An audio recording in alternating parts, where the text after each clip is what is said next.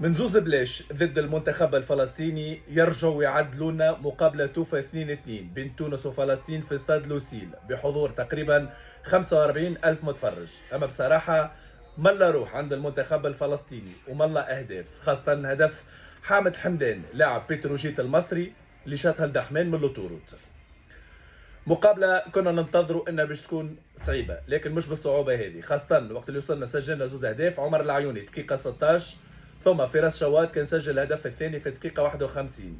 المنتخب الفلسطيني بصراحة برشا روح، برشا جرينتا، تمكن في مرة أولى من تذليل الفارق، هدف حامد حمدان من تصويبة قوية. من بعد اللاعب زبار كان سجل الهدف الثاني في دقيقة 84 بعد عمل ومجهود ممتاز. في الحقيقة الاطار الفني بقياده المدرب سامي طرابلسي يتحملوا مسؤوليه الليست كونفوكي اللي اختاروها هما، يتحملوا مسؤوليه زاد التشكيله اللي نزل بها سامي طرابلسي، وخاصه التغييرات اللي قام بها. المأموريه صعبت، هزيمه اولى ضد المنتخب السوري، هدف مقابل صفر. فلسطين عندها 4 نقاط، ربحت قطر في المقابله الاولى وتعادلت معنا اليوم.